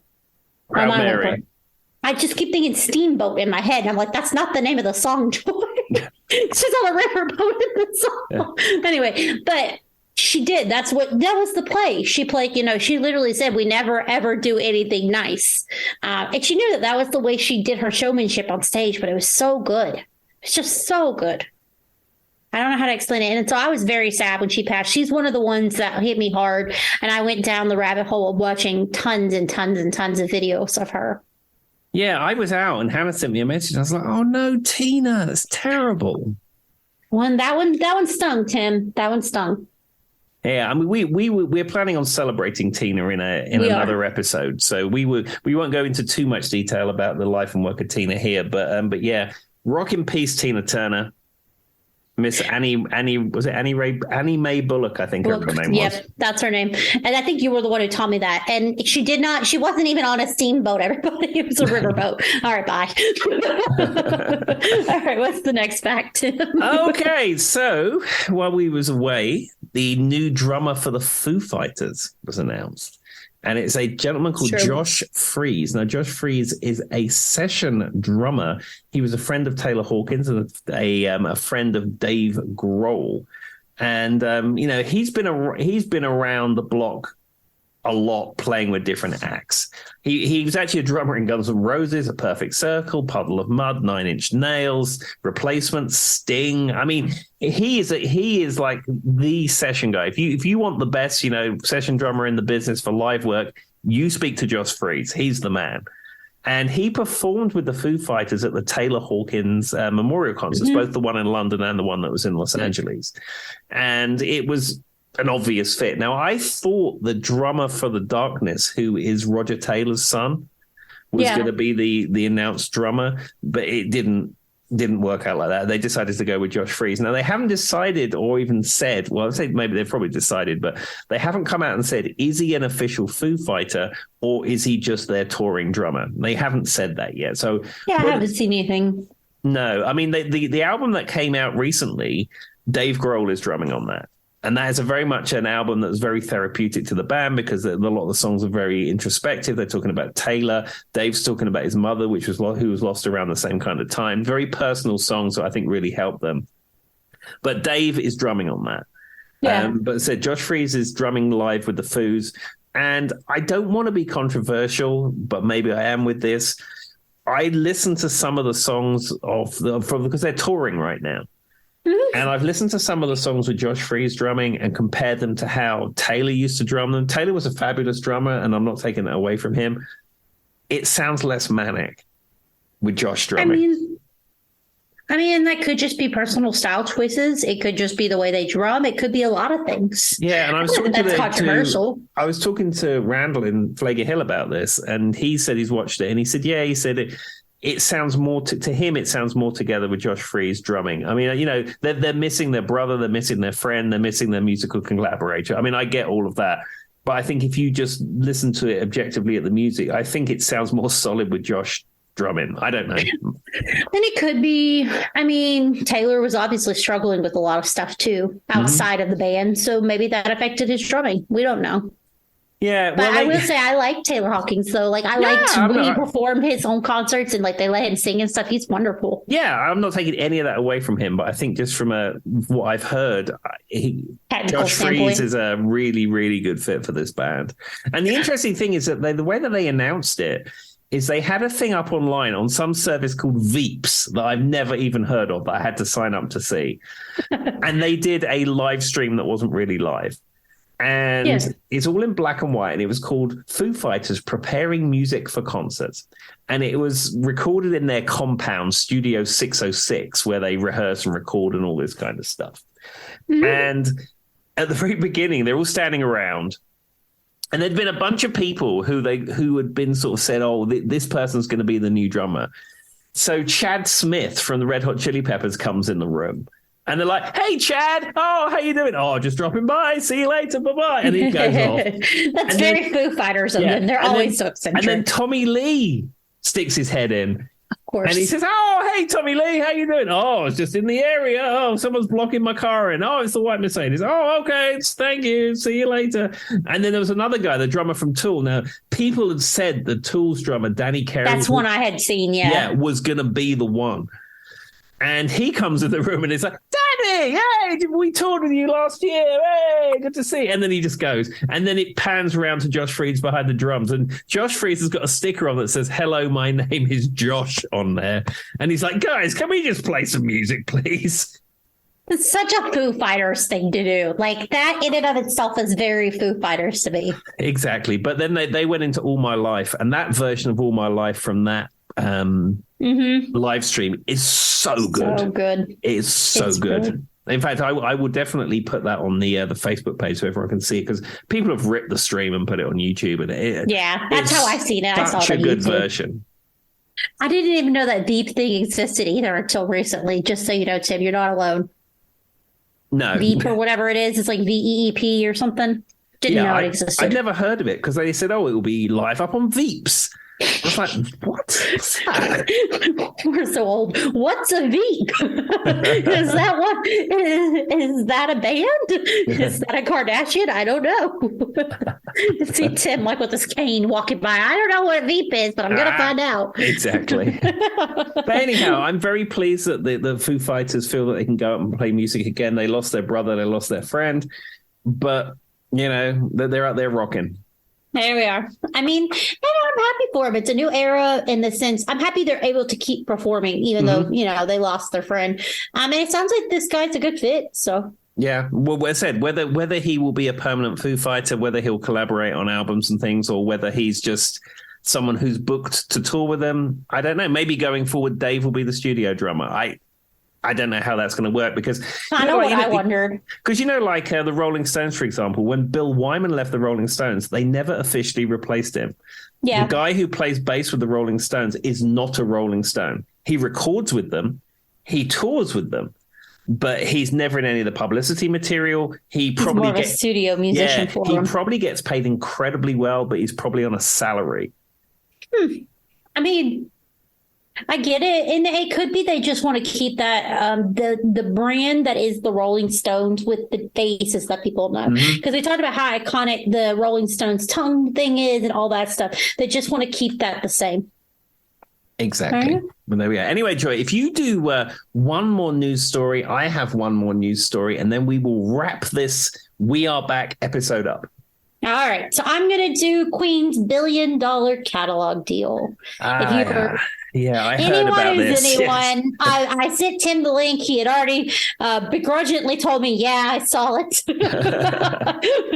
with a little angry face with his cane shaking to the wind. I'm just kidding, but yeah. So there have been kind of some murmurs, I think, out in the stratosphere, but just after Memorial Day and a bunch of unnamed sources, the surviving members of Queen were in the process of selling the legendary group's catalog for a mind-boggling $1 billion with a B, like Bravo. Universal Music Group, the world's largest music company, said they will be the likely buyer. Three sources tell Variety the deal is in its advanced stages, although another person close to the situation says it's very preliminary and that the $1 billion price tag is real. However, exactly what is included in the package has not been released. The deal is Universal's, though apparently Sony was in the wings waiting, possibly as an option. And they also originally signed, I guess, with EIM in 1972. Tim probably knew that. And that was acquired already by Universal in 2011, of course. So it's kind of back and forth. But however, they're saying it's the largest licensing deal since ever. It's the amount of money that's being sent on this is the largest that we've ever seen. They've specifically said in the US and Canada. Because Queen originally signed with the EMI, as you said. Yeah. And then in the United States, they were signed on the Elektra label. And then Elektra was purchased by Hollywood Records, which is Disney's record company. and it had been like that for many years. But this is Sale is one of these things where all the likenesses, all the songwriting, all the credit, it's like the whole package. You everything to do with Queen. This is now for sale, and it's now yours. It's one of those, like, because I think a lot of these other artists, like the Beach Boys, have done it, and that's what I was going to get into. I've got a list here. Yeah, Neil Young's done it, and a bunch of stuff like that. But it's just that it seems to be. Prior to that film coming out, I want to say that people have forgotten about Queen, but certainly in the United States, they weren't the massive thing that they are now. That film came out, and now everything is Queen, Queen, Queen all the time. Now, I've been a fan since the early 90s. I've owned all the albums long before anyone was going on about them. But it seems to be like now there's so much in the public consciousness, and they've almost, I tell you what it's like, they've like taken over from the Beatles in a way. Yep. Because, everything was all Beatles, all Beatles, all Beatles. And, you go into any shop in a resort town and they're selling stuff and you get Abbey Road on a cup or, I don't know, that kind of stuff. But now everything is all Queen all the time. Mm-hmm. It's almost like a rite of passage at this point. Like it's taken a next level. And it's funny because Tim's right. They were popular. I remember when I was a kid and my mom always had VH1 on, and they were on constantly. It was always on rotate. The famous Bohemian Rhapsody video stood out to me very distinctly as a child memory, the operatic, the everything. But and they were big. And you could, at any given time, you could turn on the radio in America and Fat Bottom Girls is probably playing, right? Mm-hmm. But they weren't so viewed as like this virtuoso kind of thing that they are now. It's like, because that came out, people have started digging below the surface and seeing how many years and different types of music they've done and how versatile they were as artists. And we all love a track. I hate to say this, and it's specifically in America. I don't know. I can't speak on England, but it's like we almost romanticize the tragedy that is Freddie Mercury. And that movie brought that back up. Mm-hmm.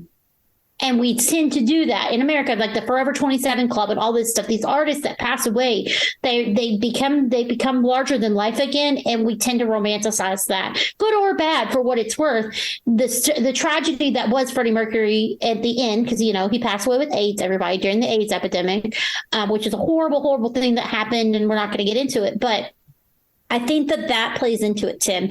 The movie brought up that side of it again, and then it brought up just something that interests people. Yeah, I think you're right, and it's just surprising though that the amount of value that catalog has. $1 billion. Well, and here's the one tip was I was going to say, I'll get into it. So it says it would dwarf the largest deals on record, which are Bruce Springsteen, which I think you talked about Bruce Springsteen selling his ones before, for $600 million. Mm-hmm. And then Bob Dylan did the same for $400 million. And then, of course, there was in February, Michael Jackson's estate was in the process of selling half of their music catalog. And the interesting thing about Michael Jackson, we talked about this, is he owns other people's music too. So that might be involved in that. And they said $800 to $900 million.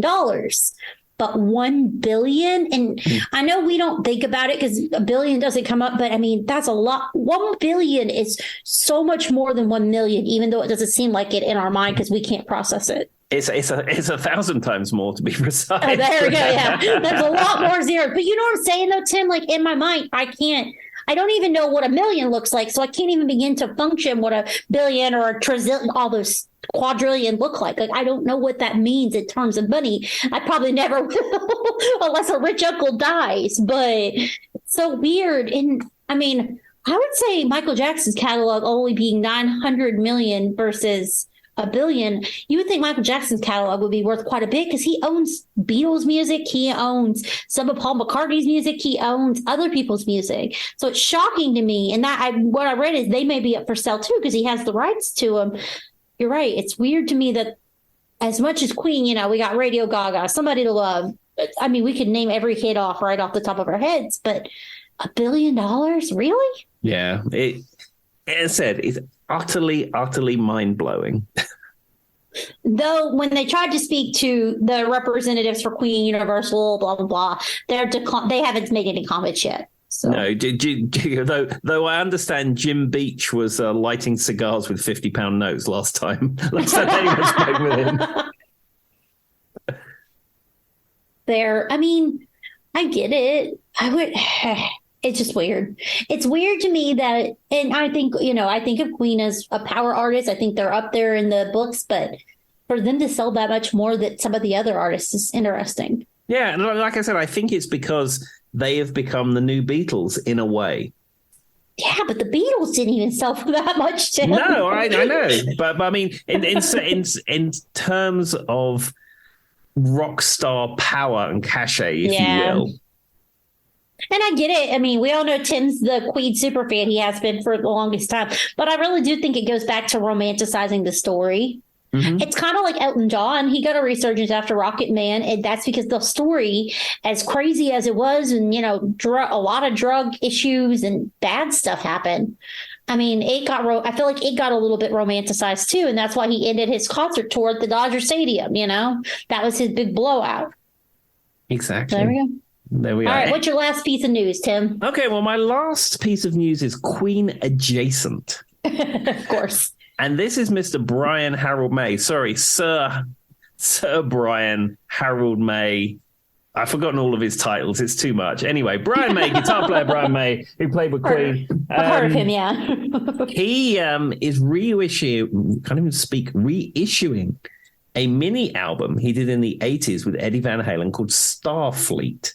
Now, is this anything you're aware of? No, not even a little bit. Okay, so Starfleet was a Japanese kids TV show, and it was sort of like, you ever seen Thunderbirds? Do you know what that is? Yeah, with like marionette type things. Mm-hmm. Yeah, and it was the same kind of idea. Japanese kids TV show, and it made its way to the UK. And the theme, and it was called, and when it came to the UK, it was called Starfleet. I think in Japan it had a different name, but in the UK it's called Starfleet. That's what Power Rangers did too. It's that kind of idea. And it had a theme tune. Now, Brian May's son, Jimmy May, loves Starfleet. And of course, when your dad's a rock star, he records a rock version of it with Eddie Van Halen. And that's what happened. Of course he does. So Eddie Van Halen went in the studio with Brian May. Brian May was living in Los Angeles at the time. So Eddie was in there, bassist Phil Chen was in there, and Mike, what's his name? Mandel? What's the guy's name? I should know this. He was Fred Mandel. He was Queen's touring keyboard player before Spike Henning. I should really know these things. Anyhow, he went in with him. Tim's beating himself up here. And the REO Speedwagon drummer, Alan Gretzer. So they were all sort of friends who knew each other. They went in the studio for a bit of fun because they didn't know what they were going to do, did it for a couple of days, and they came out with a re-recording of the theme tune to Starfleet. They also did another song called Let Me Out, and they also did another song called Blues Breaker, which is like an instrumental blues jam. Now, this is one of these things, if you're a Brian May geek or even a Queen geek, you would know about Starfleet. It came out in the 80s. It's never been reissued. There was one reissue in Japan 15 years ago or so, and I have a copy of that. It's a Japanese CD, and I have a copy of that.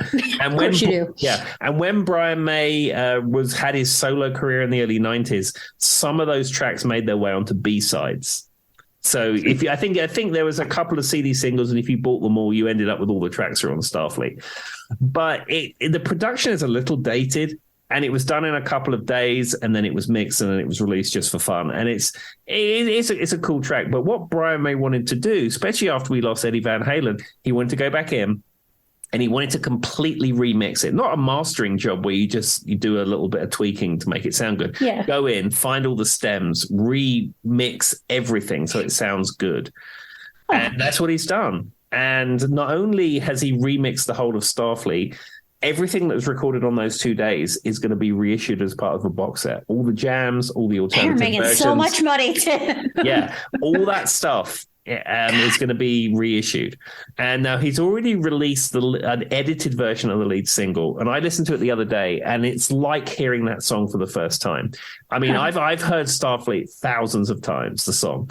And when I listened to that version, that the one that they've released on Spotify and stuff, it's like, wow, this sounds like a new song. It sounds so clear. The drums sound so much better. The guitar sounds so much better. So I can't wait to get my hands on this. Now, despite what I said about never buying records again, I may have ordered the box set the single CD, the standard album. It's a lot of gig money, Tim. The single on 7-inch and the single on CD. I may have spent over $200 on pre-ordering all that stuff. Possibly. Just saying. But I don't know. It's the fact that Brian May is into re-releasing all this geeky stuff. I could not be happier about it. I mean, I never thought in my lifetime he'd even acknowledge that he was excited about Starfleet. But he's on his Instagram and he's posting up clips and all this stuff, and it's just remarkable. I just can't wait to hear it all.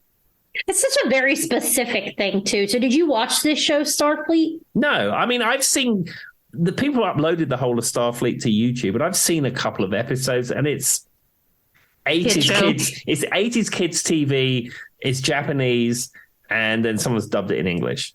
And it's fine. I mean, it's like I mean, some people are probably super into it, but I mean, it wasn't the sort of thing. It has some weird cult following, I'm sure. Yeah. It's like a cult classic. And it makes you wonder if he's coming out with the box set, whether they will re-release the actual Starfleet TV show. That's what I thought you were going to say, if they were going to redo the show.